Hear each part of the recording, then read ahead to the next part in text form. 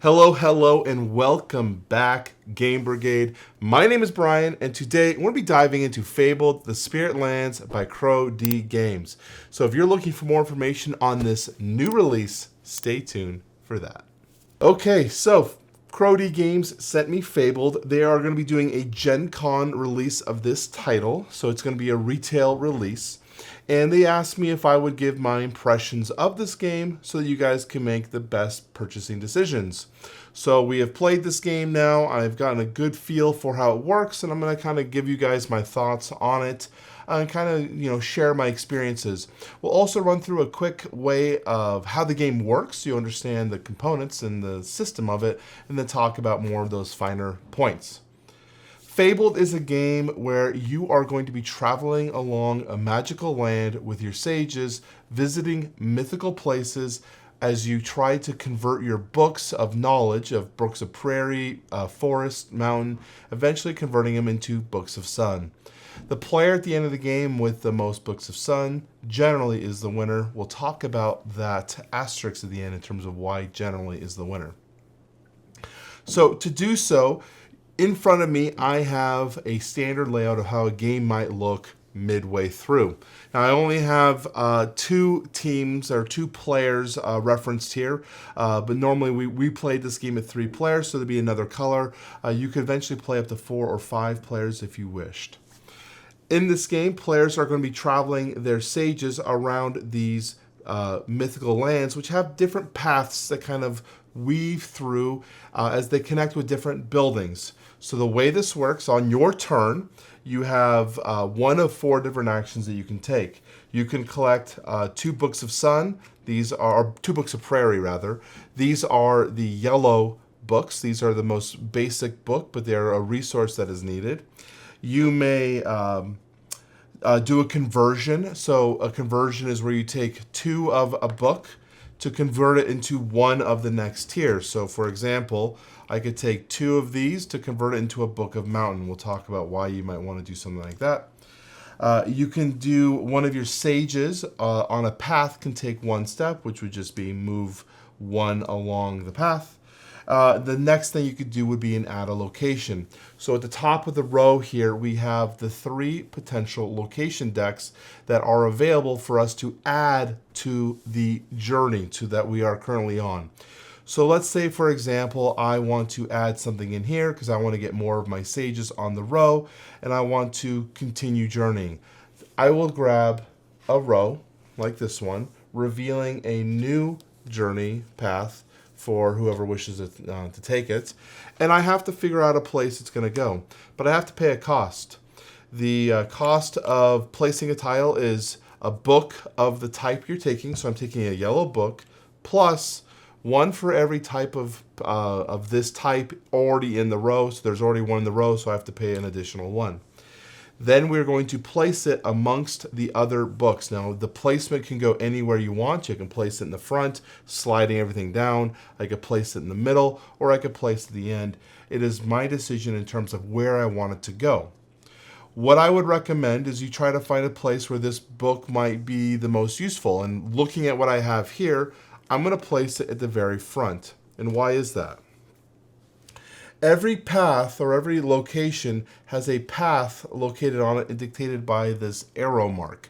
That arrow is the path that your sages are walking along. And when I place a new location, I take a sage from my reserve and I place him on the first stage. There is the mountain one that has 2 sages on it. One of them is a dead end path, so you'll place 1 sage here. Once he completes his path through, he'll return back to my supply. So what do your sages do once you're here? So after I've placed it, we now are going to declare a type of section. You either have plains, mountains, or forests. You're going to declare a type. Whatever you declare, everyone on those types moves. So if I say plains, my sages are going to move 2 spaces. Mountains don't move. But let's say, for example, we had a blue person here. He would move 1 space, and he would continue to the next location because the path continues.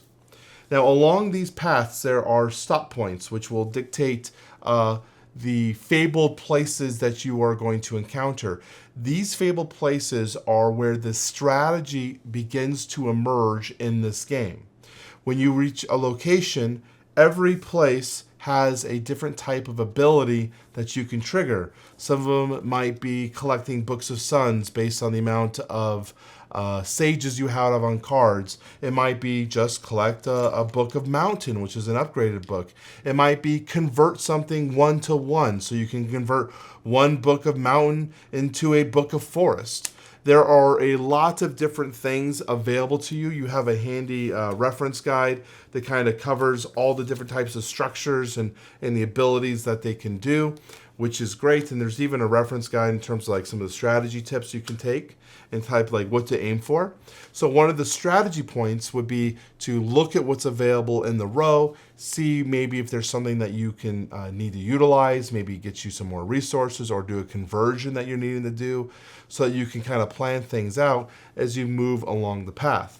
You're also wanting to take a look at what your opponents are doing, because your opponents are going to, in this case where I had it originally laid out, they're going to name forests. So maybe it would be prudent for me to play a forest so that when they name forests, I'm also getting moved along my own journey. If a path, so for example, like how I had this one, is ever empty and there's no more sages, it actually gets discarded and everything slides down. Now, in the case that this happened, let's say this actually happened in the game though, the path from this mountain enters here. There's no continuing path from this forest. So any sages that moved along this path and came here, because they have nowhere to go, they would return back to the supply. So this is a way that you can interact with your opponents, or force your opponent to place something somewhere where they might not want to, if they want to keep their sages moving along the path in that manner. I haven't really seen a situation where having your sages come back is totally bad, but definitely keeping them on the board for as long as possible to collect the resources as long as possible is definitely a bonus. Throughout the game, you're going to go through turns. The first player order does not change, so whoever comes back to the first player marker, you're going to take your time dial here and move it along this track at the edge of the game. This is going to dictate when events or certain types of events or things occur. So when we reach the second tier, we reach this token, this blue token, which will trigger an event. We have an event deck here, which we will then reveal the top card. And based on the screen printing of the meeple, so in this case there's a single feather, will dictate which event we are going to read. So in this case, we'll read the top event, because it's a single or a double feather event. So in this case, it says, see the future. Additional payment for adding a location from the top of the deck is 1 Book of Prairie less. Once per turn during your action phase, you may secretly look at the top card of any one location deck. So, as I mentioned, when you're placing things into the row, it costs more if there's more things of that similar type already in the row. And it's very common to have like 3 forests, 3 prairies, 3 mountains. So placing a 4th prairie becomes fairly expensive because you're having to play the Book of Prairie for the purchasing it by itself, plus the additional 3 for the prairies that you have in play. And so that kind of cost analysis matters. So an event like this, you can take the top card not knowing what it is and place it for a discount cheaper, but it also gives you an ability to once on your turn, once per event phase, look at it and see if it's something that maybe you might want to go with. So I think there's some interesting strategy with that. These events are active until the next event triggers, which then this one would get discarded and we would reveal a new event. Along the way, we also have these other encounters. For example, this owl. This owl is going to be getting the asymmetrical player powers that is found within this game. The owls reference different allies that you can bring along with you on their journey. I have 2 allies here for reference. We've got the Wind Bugler and the Swamp Witch. These have a ability that's always active. That's something that will occur when a certain event triggers, and it doesn't require you to do anything. But they also have a ability that you could unlock to give more powers and features to them if you so choose to do that. So, for example, the Windberg Bugler says when your sage enters a new path, they'll take an additional step. So remember when I placed my sage here in the beginning, I placed him on the first step. Well, this Wind Bugler was actually going to push him to the second step. Or let's say I'm moving along to this path and I would end on the 1. He in fact will end on the 2. So he's kind of pushing you along the path. And his upgraded ability, if we were to get an unlock for him, we'd place this token up here showing that he's unlocked. It says when your sage is about to return to your reserve, so such as he would be reaching this path and no longer being able to continue along this path, he would return to my reserve.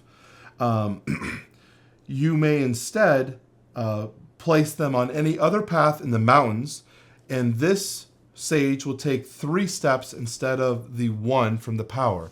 So let's say he was going to end. I can, in fact, place him somewhere else on a mountain path. Let's see, it says, yeah, place him on a mountain path. And he gets to continue on his journey in another location, and he gets that boost. The Swamp Witch is interesting because there are tokens that can also be referenced for characters. The Swamp Witch allows you to visit different locations within the game, and if you visit those specific locations that are referenced by her token, it's very hard to see because of the size, but they'll have a piece of art that's going to match a location somewhere in the realm. If I visit that location, I can flip this over to collect the reward, which in this case would be a Book of Mountain. The Swamp Witch's upgraded ability, though, says if I ever have 4 of these, so you usually have 5 of these total tokens for the Swamp Witch. If you have 4 that have been flipped over, I can receive 4 Books of Prairie, which is really good, and then flip them all back so they're activated again. So it's a very, very powerful ability, but she's forcing you to target specific type of locations, which might not be what you want to do in certain situations. Again, this is all for the player to decide. You can have up to 3 allies through the course of the game. As we move through, instead we might hit one of these, which will trigger an additional ally you can purchase or upgrade that ally. So that's what I was talking about, where you take these tokens and you show that this ally has been activated. If the ally, though, has a once per game ability, you can flip the tokens over to the clover side that kind of looks more like a dead clover, and you can indicate that ally has now used their 1 per game ability. So how do you win this game? What is the end goal? As I said, you're moving along the paths, you're visiting these locations, but depending on the scenario that you're playing, and I'm going to reference the most common scenario you're going to play, at the end of the game, whoever has the most Books of Sun is going to be the winner. So the Books of Sun are only gathered from converting other books to the next tier. So as I said, you have to convert the Books of Prairie to the Books of Mountain into Books of Forest, and then 2 Books of Forest can turn into 1 Book of Mountain. So this game is going to be very heavily dependent upon resource gathering, managing those resources, converting them up to higher tiers, and eventually trying to get yourself a way to get as many Books of Sun. Now, the scenario guide here has a few different options for you. So we're talking about the scenario 1. There is also an introduction scenario that you could play. But there are other scenarios that can change up the scoring. So, for example, scenario 2 still is going to give a point per Book of Sun that you carry, but it's also going to give you value points based on the other books that normally wouldn't carry any weight. Now they can actually be worth something to potentially help you win by having a lot of resources, which is cool. So there's a lot of different ways that you can play this game with different scenarios and different difficulty levels to offer up those challenges. And that's what I want to refer to on this side. On the opposite side of the book is the challenge guide. This offers even more options and ways to play the game, offering more depth of strategy and challenges for you to compete. It offers also new cards like the trick cards, which are not seen in the normal game, as well as additional event cards for you to play with. Overall, I had a splendid, good time playing Fabled. And I'll be honest, when I was looking at it, I wasn't quite sure how I was going to take this game. It looked very simplistic and very uninteractive, But as we played, I really began to see the different types of elements of strategy and knowing how you have to plan your turns several times in advance to get things to happen. I was very, very impressed. And then as we go deeper into that, seeing the different types of challenges and scenarios available to us to enrichen the experience. I would highly recommend people to try this out at Gen Con. I'm not sure if CrowD will have a booth or what their setup is going to be, but I would like people to try it out and let me know what you guys think. I had a great time playing this. My wife also very much enjoyed the art and the aesthetic that was derived from this game. So I think it would be fun for you guys to check out. I would place this in terms of a collection level, in terms of that Gateway Plus level. So if you're a group that enjoys games like Wingspan or Fractured Sky, that's where I would place this. You know, not quite, you know, that medium to medium light gameplay experience. The rule book was definitely thicker than I expected. It is a good amount of pages to get through everything. There's some lore, but it's about 13 to, let's see, this is 17 pages. Look, about 17 pages, actually, yeah, about 18 to 19 good pages for you to read, which did do a very good job of explaining the game and making sure that there was not really any questions, and they answered things very well and eloquently here. But it definitely felt like a lot of reading for the amount of depth in this game. I feel like I could teach this game to anyone in about 5 minutes. So there's definitely a lot of reading from that, but it covered a lot of the nuances. So that's it. If you guys enjoyed this video, let me know in the comment section down below. This is Fabled, The Spirit Lands by CrowD Games. Thank you guys for watching. I will talk to you very soon.